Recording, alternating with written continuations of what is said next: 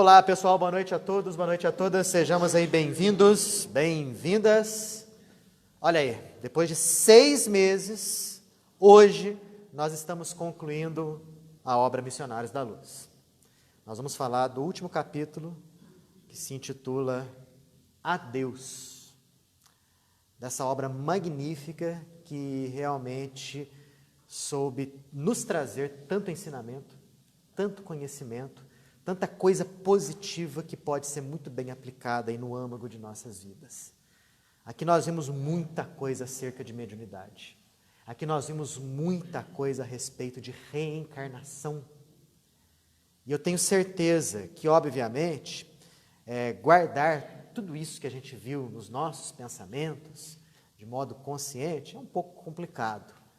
Porém, com certeza, muita coisa fica no nosso coração, muita coisa fica nos nossos pensamentos. E, obviamente, muita conduta nossa pode ser repensada, pode ser mudada com base naquilo que nós estudamos. Porque essa obra é para todos nós.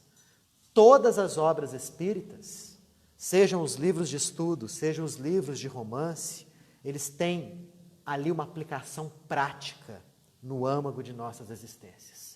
Tenhamos sempre essa visão do livro espírita. Sempre. O livro espírita, ele tem que ser degustado.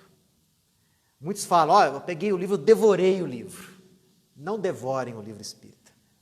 Degustem o livro espírita. Porque ali, as lições são voltadas para nós.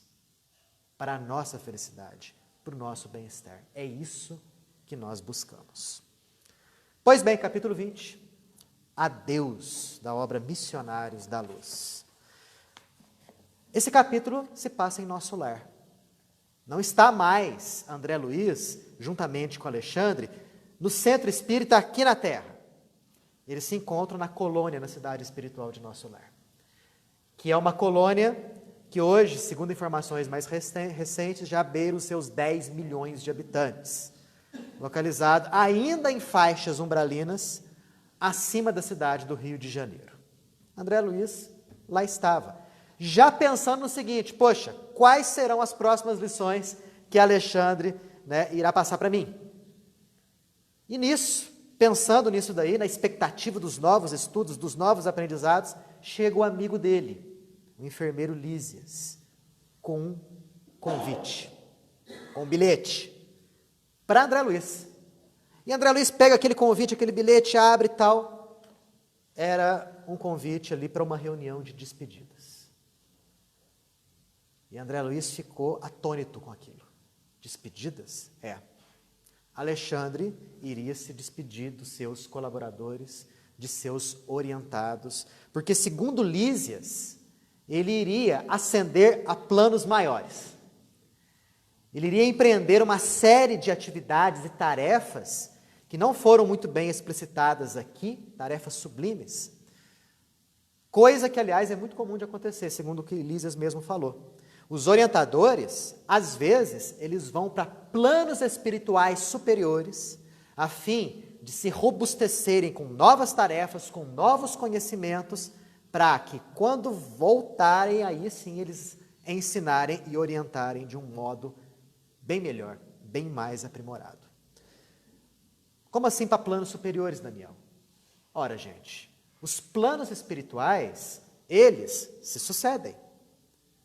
À medida que nós vamos dizer assim, de um modo que a gente possa entender, subindo, os planos espirituais vão ficando cada vez mais aprimorados, mais aperfeiçoados, menos materiais e habitados por espíritos cada vez mais sublimes. Por exemplo, existe, segundo o que o próprio André Luiz nos conta lá no livro Nosso Lar, uma colônia acima de Nosso Lar chamada Alvorada Nova. Que, aliás, o plano piloto da cidade de Nosso Lar é baseado no plano piloto da cidade de Alvorada Nova, que está um nível espiritual acima de Nosso Lar. E olha só, Nosso Lar é fantástica a cidade, conforme a gente viu na primeira obra de André Luiz. Imaginemos como deve ser essa colônia que é superior a Nosso Lar. E todas aquelas outras superiores a essa. Que tipo de pensamento? Que tipo de aprendizado? Quais seriam as construções? Quais as tarefas? Coisas que, por enquanto, nós ainda não temos tanta condição de saber. Alexandre, em companhia de outros mentores, iria para uma dessas colônias sublimes, se aperfeiçoar mais nos estudos. E olha que lição que esse orientador sábio nos dá. Ele não ficava parado, ele buscava sempre melhorar, sempre se aprimorar, sempre crescer. É esse o caráter, inclusive, que a doutrina espírita nos dá. Nunca fiquem parados achando que aquilo que vocês já sabem já é básico, já é suficiente e não precisa aprender mais nada. Não. Os próprios benfeitores espirituais, muito melhores e muito mais sábios, se aprimoram sempre. Muitos podem pensar, eu já estudei essa obra, eu já li esse livro. Semana que vem, aliás, já vamos começar o estudo do livro dos médiuns. Já é a terceira vez que nós vamos estudar o livro dos médiuns aqui. E às vezes pensamos, poxa, mas de novo, já sabemos o livro dos médiuns a contento? Essa é a pergunta que fica. Óbvio que não. Temos que melhorar sempre, crescer sempre, aprimoramento constante. E André Luiz atônito com aquilo, né? Poxa, justamente o mentor que sabia se fazer amado. Justamente aquele mentor portador de conhecimentos vastíssimos acerca de inúmeros assuntos, iria partir no dia seguinte, em companhia de outros mentores. E André Luiz fala, poxa, mas Lísias, o Alexandre ele é coordenador lá daquele centro espírita importante lá da Terra. Como é que faz? E Lísias fala, não, fica tranquilo. Obviamente, um outro trabalhador do gabarito de Alexandre já foi, deslocado para lá. E Lísias fala uma coisa interessante. E olha que coisa mais interessante. O centro terá um substituto, que obviamente já foi estabelecido, de acordo com o mérito e aproveitamento da instituição. O que isso significa? Que os centros espíritas, eles têm o mentor, o orientador que merecem e que precisam. Então não adianta nada eu criar um centro espírita e colocar lá como mentor espiritual da casa Bezerra de Menezes. Se as minhas atividades no centro espírita forem ruins, totalmente em desacordo com a doutrina espírita, nós não vamos ter Bezerra de Menezes como orientador espiritual daquela casa. Pelo menos é o que dá para entender acerca dessa informação aqui. E é uma coisa óbvia, né? À medida que os trabalhadores vão se melhorando, se aprimorando, requisita-se orientadores melhores. Inclusive o próprio Allan Kardec fala isso lá no Livro dos Espíritos. Você não vai dar para instrutor de selvagens um Einstein, um Pitágoras. Não, você vai dar instrutores de acordo com aquilo que eles podem oferecer, de acordo com o grau de aprimoramento, de aproveitamento daquela população. Com os centros espíritas, rigorosamente a mesma coisa. Às vezes a gente tem esse hábito, o mentor da casa é o fulano de tal, mas será que a gente faz jus a isso? Ao mentor da casa ser, aquele indivíduo? Fica aí para nós a lição. André Luiz ficou extremamente triste com aquilo. Por quê? Porque ele estava sentindo que Alexandre estava abandonando ele no meio da tarefa. Ele ainda tinha tanta coisa para aprender, ele ficou meio que magoado até. André Luiz fala a palavra mágoa aqui. E Lísias capta esse estado de espírito do André e fala o seguinte, André, não seja egoísta. Ainda que Alexandre saísse de férias, ficasse muito tempo afastado só para descansar, caberia a todos nós que somos os seus discípulos a participação de alegria por isso. Não seja egoísta. Fique tranquilo. É necessário que você examine o bem que você ainda pode fazer e é necessário que você tenha bastante consciência do bem que já te foi ofertado e do bem que você já fez. O caminho para nós segue sempre. Não seja egoísta, não seja ingrato. Mais uma outra lição para nós.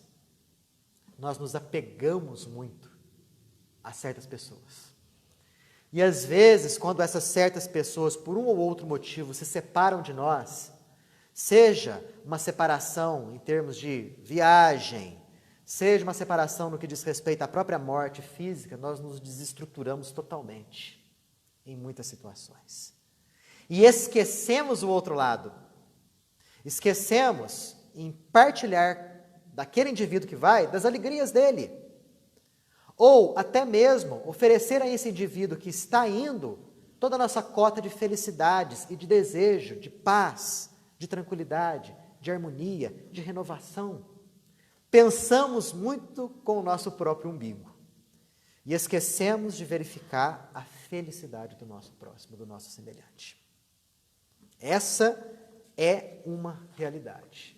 A própria morte, a própria desencarnação mostra muito isso. Quantas vezes ficamos desesperados com a partida de algum ente querido? E por vezes nos pegamos pensando, poxa, como que ele pôde fazer isso comigo? Me deixar numa hora dessa. Olha que pensamento mais egoísta.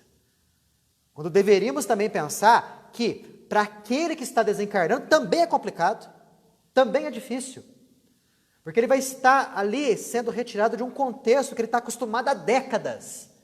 E ter ainda que se adaptar numa realidade que ele ainda não se lembra qual é, embora já tenha vindo do plano espiritual inúmeras vezes. Mas ele não tem lembranças conscientes disso daí. E frequentemente nos desesperamos, nos revoltamos, acabamos com a nossa vida. Deixamos, como o próprio Lísias falou aqui, de verificar o bem que ainda podemos fazer e esquecemos da gratidão do bem que nos foi feito. Então essa é uma lição que realmente fica. E Lísias arremata, André, todo aprendizado tem um fim. Tem um começo, tem um fim. A questão dessa nossa obra aqui, né? Começamos há 6 meses atrás, estamos terminando agora. O aprendizado teve um começo e teve um fim desse livro aqui. No entanto, a sabedoria é infinita. E vocês sabem o que é a sabedoria? Sabedoria é quando nós aplicamos o conhecimento de modo ético para fins benéficos, para si próprio, para a coletividade. Então, o conhecimento que a gente adquire, esse conhecimento que a doutrina nos dá, quando ele é aplicado de modo ético e consciente para benefício próprio e benefício dos outros, estamos desenvolvendo a sabedoria. Caso contrário, se não houver essa prática, simplesmente nós vamos ter uma biblioteca na cabeça, sem nenhuma prática adequada de vida. Teremos o conhecimento, mas não seremos sábios. E o que os bons espíritos nos querem é justamente isso daí, que nós desenvolvamos a sabedoria, a aplicação prática de conhecimentos elevados. E aí, depois de Lísias dar aquele puxão de orelha no André Luiz, que ele fala que depois do puxão de orelha, ele já deu aquela equilibrada, né, sentimental, combinaram da seguinte coisa, André, Lísias falando, de noitinha eu passo aqui para nós juntos irmos lá na despedida de Alexandre, no crepúsculo. Até aqui. Alguém quer fazer alguma observação? Dúvidas? Perguntas? Chegar um pouquinho para cá? Vamos chegar um pouco para cá. Melhorou? Beleza. Bom, chegou o crepúsculo, de noitinha, Lísias passa lá na casa de André Luiz, é preciso ressaltar, está tudo no plano espiritual, está tudo na cidade do nosso lar. E eles começam a caminhar, e André Luiz descreve, por cima, aquela paisagem que ele estava vendo. Noite, o firmamento estrelado, as constelações belíssimas. E ele fala que a lua, vista de nosso lar, era muito maior se comparada à lua quando vista aqui da Terra. Muito maior, né? Passando, vamos dizer assim, mais tranquilidade, mais serenidade. E as flores pelo caminho, exalando perfumes que ele não consegue descrever. Balançadas elas, todas flores, ao sabor do vento. A gente fica imaginando uma paisagem como essa. No plano espiritual, flores, perfumes, estrelas, lua. Alguém pode estar pensando, poxa Daniel, mas você não falou que o tal do Alexandre ia num plano espiritual superior? Quer dizer que aqueles que estavam em nosso lar olhavam para o céu e viam aquilo que a gente vê agora? Sim. É porque os planos espirituais superiores são menos materiais. E, obviamente, alguém habitando o nosso lar, quando olha para o céu, vai ver as estrelas, o sol, a lua, enfim. Porém, existem planos espirituais acima disso, né? Só que menos materiais. Tanto que nosso lar está acima da terra. Se você olhar para o céu agora, você não vai ver uma cidade espiritual. Você vai ver estrelas, você vai ver lua, né? Para quem habita nosso lar, é como se a gente morasse dentro da terra, no centro da terra, para quem habita nosso lar. Interessante esse tipo de coisa. Bom, caminhando, Lísias recomenda a André Luiz, olha, os discípulos de Alexandre vão estar lá, mais de 80. Serenidade, gratidão, mantenha esse espírito, né, equiparado ao espírito dos demais, André. Porque Lísias percebia que André ainda estava entristecido pelo fato da separação, né? Porque André pensava, poxa, como Alexandre sabia se fazer amar. Era um indivíduo, e olha só as características de um espírito bom, ou que está rumando a ser um espírito bom. Superior sem afetação. Gente, o que significa ser superior sem ter afetação? É aquele indivíduo que é superior naturalmente.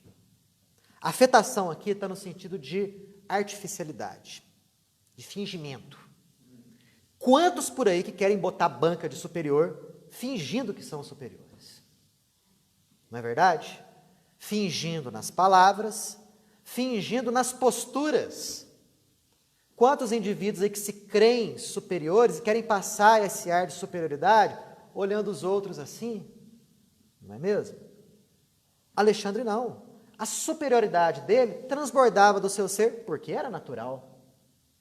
Ele não fingia, não era artificial. Além de ser superior, ele era humilde, sem servilismo. Ele sabia orientar, estava sempre disposto a ensinar e sempre disposto a aprender. Olha características interessantes que um orientador deve ter, seja ele qual for, seja de qual área. Tanto na área religiosa, quanto na área científica, ou qualquer outra área. A disposição em querer ajudar, em querer ensinar, mas também estar aberto a receber ensinamentos, a aprender. Muitos por aí se colocam num pedestal dourado e acham que ninguém pode ensinar rigorosamente mais nada para ele. Que coisa, não? O nosso saber, o nosso conhecimento é muito pequeno, muito ínfimo, pessoal. Por mais que nós sejamos uma grande mentalidade aqui na Terra, mesmo assim isso não é nada frente ao universo, frente às humanidades que estão há anos-luz de evolução de nós. Então nós não tenhamos qualquer tipo de arrogância ou de prepotência naquilo que nós sabemos. Isso é muito pouco aquilo que a gente sabe. Por isso, André Luiz meditando, né? O afastamento do mentor doía na sua alma. E é mesmo, né? Imaginemos ter a companhia ao longo de meses de um indivíduo desse gabarito. Eu lendo isso daqui, eu fiz logo uma comparação da dor que os discípulos de Jesus tiveram quando viram um mestre morto na cruz. Ao longo de 3 anos, eles conviveram diuturnamente com ele, noite e dia. Conviveram com Jesus, que é o governador espiritual do nosso planeta, que é um dos grandes mentores, aliás, do sistema solar, e que se fez pequeno e servo de todos. Já imaginaram a falta que ao longo de algumas horas o mestre fez para eles? Deveria ter sido uma coisa muito grande. Bom, finalmente chegaram. André Luiz relata aqui que eles chegaram ao edifício residencial, lá em Nosso Lar. Porque lá em Nosso Lar existe uma zona residencial. Quem estudou o livro, num dos primeiros capítulos do livro, fala justamente a respeito do plano piloto da cidade. Então existe uma área que é justamente mais na periferia da cidade de Nosso Lar, onde existem os bairros residenciais da cidade. Alexandre morava num dos edifícios residenciais ali, belíssimos, segundo aquilo que André Luiz nos fala. E entraram no salão. Aí a gente pensa, poxa, deve ter sido uma coisa chique, né? Aquele salão cheio de coisa, ornamentado, móveis, de modo algum. A simplicidade ali era a tônica do ambiente. O que André notou no salão ali, que ele era muito iluminado. Que as luzes ali eram semelhantes a estrelas, que soltavam uma claridade azul, que emanava um certo mistério, dando um tom ali de espiritualidade superior reinante no local. Que algumas flores, com pequenos arranjos, estavam presentes nas paredes, poucos móveis ali naquele local. E ali já estavam mais de 80 colaboradores e aprendizes de Alexandre. Era esse pessoal que ele orientava, mais de 80. E aí foram cumprimentando, um cumprimentando o outro, tal, chegando, né, naquele clima festivo, mas ao mesmo tempo um pouco entristecidos estavam pela partida dele. E aí chega Alexandre. Chega natural, chega simples, né, tranquilo, cumprimentando um por um. Esse indivíduo chega conversando com todos, falando a respeito das tarefas e os estudos de cada um, de modo bastante natural. E aí todos se sentaram. E, sem qualquer tipo de afetação, sem qualquer tipo de solenidade, ele começa a falar em tom de despedidas, falando, olha, todos aqui têm noção daquilo que é o motivo da nossa presença aqui. Fala em tom de despedida, porque eu sou compelido a me ausentar temporariamente em virtude de elevadas razões de serviço. Ele usa a palavra aqui, compelido. Então, de certo, os mentores dele de Nosso Lar, ou os mentores dele de outras colônias, solicitaram a presença dele em tarefas mais elevadas. Né? E aí ele não tinha como fugir. Ele fala, olha, eu sei muito bem do amor que vocês me dedicam. E podem ter certeza, a recíproca é verdadeira. E essa despedida seria amarga se nós todos não tivéssemos a luz do conhecimento, que eleva, que instrui e que consola. Até aqui, pessoal, alguma dúvida, pergunta? Podemos seguir? E ele continua. Olha, alguns colaboradores meus, ele falando, pediram para que eu ficasse aqui. E eu agradeço profundamente comovido. Porém, eu não posso ocupar no coração de vocês o lugar de Jesus. Ele começa a falar agora a respeito de um tema que ele achou prudente abordar e que para nós serve muito, que é a questão da idolatria. Porque de certo ele já estava percebendo, ele, Alexandre, nos seus discípulos, já estava começando a haver uma certa veneração, uma certa idolatria dos discípulos para com a figura dele. Então, ele chegou o momento dele se afastar daquilo ali, algo até perfeitamente explicável e compreensível. Imaginemos nós, quantos ídolos nós já não tivemos, não é não? Vários. Quantos nos decepcionaram? A partir do momento em que nós ganhamos um pouco mais de conhecimento, de experiência, nós percebemos que aquele indivíduo que nós idolatrávamos, confiávamos, na verdade, é um indivíduo com problemas, com defeitos. Tanto quanto nós temos defeitos e problemas. Não é mesmo? Quantos heróis nossos tinham os pés de barro. E isso Alexandre já estava começando a perceber nos discípulos. Talvez houvesse ali uma certa idolatria da parte dos discípulos para com ele. E ele fala, olha gente, na condição em que nós estamos é muito difícil o amor sem mancha. E a ele nos entregarmos. E é outra coisa, gente, que pega fundo em nós. Amar, nós amamos muita gente. Só que, infelizmente, o orgulho e o egoísmo nós são tão grandes que nós amamos, mas manchamos esse amor com o sentimento de posse. Como se aquele indivíduo a nós pertencesse e aquele indivíduo teria a única função de nos dar a felicidade que buscamos. Esse é um amor manchado pelo egoísmo. E nós desenvolvemos isso com muita facilidade, porque nós somos profundamente carentes. Como nós somos, como seres humanos, carentes de atenção, de afeto. E aí, quando nós encontramos alguém que preenche aquilo em nós, que nos faz felizes, queremos esse alguém como posse única e exclusiva para nós. E se idolatramos essa pessoa, e se no futuro nós verificamos nessa pessoa que ela apresenta erros e defeitos, nós nos decepcionamos. E nós nos amarguramos. E nós ficamos deprimidos. E às vezes, com ódio, porque o ódio é o amor que adoeceu, até matamos. Olha só que ponto o egoísmo pode nos levar. Que ponto o orgulho dentro de nós chega. Né? Era isso que Alexandre estava querendo dizer.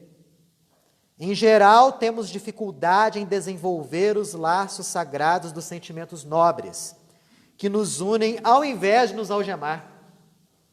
Algemas. Não é mesmo? Quantos crimes passionais existem por aí, gente? Quantos? Por dia. Quantas pessoas não aceitam rupturas de relacionamentos, seja ele de meses ou de anos, enlouquece e pensa, ele não pode fazer isso comigo, ela não pode fazer isso comigo. E se eu não posso viver sem ele, ele também não pode viver. E aí é fácil matar. Com esse tipo de pensamento, as mortes, os assassinatos surgem e acontecem. O ódio é um amor que adoece, que se desequilibra. Nossa estrada de aperfeiçoamento é um caminho tortuoso, no qual pisamos sobre ídolos quebrados.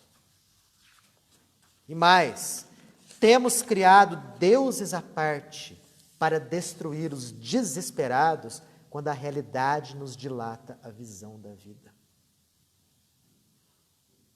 Sejam os ídolos na parte religiosa, na parte científica, sejam os ídolos talvez da música, né? Vamos pegar o exemplo de Elvis. Vamos pegar o exemplo de Elvis Presley, né? Que criou aí uma legião de fãs que até hoje é uma legião forte, ali firme. Quantos por aí não se vestem como ele? Né? Não colocam o cabelo como ele, não buscam cantar como ele, né? Se identificando plenamente com esse ídolo.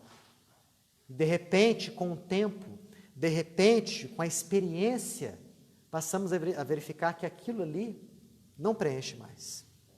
Passamos a verificar que ali existiam defeitos. E o que acontece com o nosso ser? A gente se desequilibra. Vem a depressão, vem a tristeza. E Alexandre continua, por isso que um instrutor consciencioso não foge aos imperativos da evolução dos seus tutelados. De vez em quando, é necessário deixar o discípulo entregue a si mesmo. E sabe por quê? Porque junto do instrutor, o discípulo quase sempre só observa. Agora, longe do instrutor, aí o discípulo age, colocando ali na prática aquilo que ele aprendeu. Qualquer indivíduo que se coloca na posição de orientador e que não dá a necessária liberdade para os seus orientados, ele, na verdade, está aprisionando consciências. E isso aí, gente, gera malefícios terríveis. Quantos gurus por aí, ensandecidos, levaram os seus seguidores a cometerem crimes odiosos. O Marilyn Manson é um exemplo deles, né? O Jim Jones é um outro exemplo desse. O Marilyn Mason é o cantor lá. Marilyn Monroe com, né, Charles Manson. Ele juntou os dois para falar o Marilyn Manson. Você errou, eu fui no teu erro também. Quer dizer, são gurus que são criados ali e que são idolatrados, e aqueles indivíduos que os seguem abdicam do ato de pensar. Abdicam do bom senso. Suicídios, assassinatos, enfim. E isso a gente pode perceber em maior ou em menor grau. Se você orienta alguém, se você é referência para alguém, seja em qualquer nível de vida, seja dentro de casa, seja no trabalho, não queira aprisionar essa pessoa. E normalmente a gente aprisiona porque nós somos também frágeis e carentes. Porque tendo aquela pessoa em nós, a gente se sente com poder. E aí, preenchidos. Só que o verdadeiro orientador, o verdadeiro mestre, é aquele que, além de dar o conhecimento, impele os seus discípulos à prática de vida. Sabe por quê? Porque é justamente na prática que a gente aprende. É justamente na prática que nós vamos colocar ali, nas ações do dia a dia, aquilo que a gente aprendeu. O bom mestre, ele ensina a pescar, mas ele dá a vara de pesca também.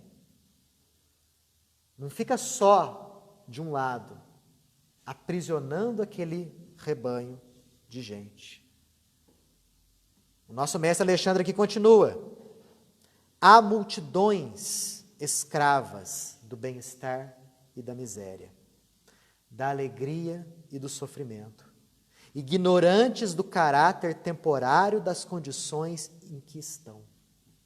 Então, ele incita agora os seus discípulos a tomarem frente das tarefas. Porque aqui na Terra, entre encarnados e desencarnados, quantos milhões de seres ainda se encontram aprisionados às ilusões da vida? Desencarnados e encarnados. Quantos por aí, como ele mesmo disse, são escravas do bem-estar? E são escravos da miséria. Olha só, nos dois polos, você observa ali escravidão. Aquele que é escravo do dinheiro e aquele que é escravo da falta de dinheiro. Aquele que é escravo da alegria, como aquele que é escravo do sofrimento. Eles, segundo Alexandre nos conta, vivem, mas raros tomam posse da vida eterna. Vida eterna. Alguém pode estar pensando, poxa, Daniel, mas o Espiritismo não nos fala que todos somos imortais? Sim. Que ninguém morre? Uhum. Mas você está acabando de falar aqui que tem multidões aí que não têm a vida eterna. Não é a vida eterna no sentido literal. Bons ou maus, todos são imortais. Agora, na condição nossa, de planeta de provas e expiações, raros vivem a vida do Espírito. Raros não se deixam algemar pelas situações da terra. Você pode ter muito dinheiro e não ser algemado a ele. Você pode não ter nada e viver uma vida miserável, mas não ser algemado àquilo. Ter a vida eterna é o objetivo de cada um de nós. Nós vamos desencarnar e vamos reencarnar inúmeras vezes até compreendermos isso aí. Jesus já havia nos falado que esse era o foco do ensinamento dele. Venho para que tenhais vida, e vida em abundância. Venho para que todos aqueles que estejam mortos despertem, acordem. E muita gente boa interpreta isso em sentido literal, né? Como sendo o morto que está lá no cemitério e de repente vai levantar o cadáver dele de volta à vida. Não. O morto é todo indivíduo que não se identifica com a espiritualidade libertadora. São aqueles indivíduos que são verdadeiros zumbis aqui na Terra e fora dela. vivem somente aquilo que os sentidos podem proporcionar, e a isso buscam, e a isso gastam energia. Os seus pensamentos, os seus fosfatos são gastos nisso. O que eu posso fazer para amontoar mais bens? O que eu posso fazer para desfrutar o máximo de prazer que o corpo pode me proporcionar? São pensamentos rasteiros e mesquinhos. E esse indivíduo desencarna e fica do mesmo jeito. Era um morto quando encarnado, permanece morto quando desencarnado. E reencarna desse jeito. Ai de nós se não fosse a luta, a aspereza da vida e a dor que nos clama a deixar de lado as ilusões da matéria. O Maya, segundo os hindus. Segundo os hindus, nós vivemos no Maya, no labirinto das ilusões terrenas. Era necessário destruir o Maya, porque a partir do momento que você destruísse o Maya, você entraria num estado de nirvana, que é o estado da vida eterna, que é o estado do reino de Deus em nós. O que o mentor aqui estava falando para os seus discípulos era o seguinte: eu dei para vocês conhecimento, agora botem em prática esse conhecimento para você ajudar os milhões de seres que sabem menos que você. Olha só que lição para a gente, pessoal. Talvez muitos aqui pensem: ai, mas eu sei tão pouco. Ai, mas eu conheço quase nada. Como eu posso ajudar as pessoas? Você pode, por quê? Guardem isso na cabeça. Sempre somos colocados entre duas situações. Sempre existem aqueles que são melhores do que nós, perto de nós. Mas sempre existem aqueles que são piores do que nós, perto de nós. Aproveitemos o lado bom daqueles que são melhores que nós. Bebamos da sabedoria e do conhecimento deles. Mas nós também somos melhores que muitos. Saibamos orientar. Saibamos dar uma palavra amiga. Saibamos emprestar os ouvidos. Saibamos dar uma palavra de conforto. Ou ajudar materialmente aquele que precisa. Isso é fazer a tarefa do Cristo.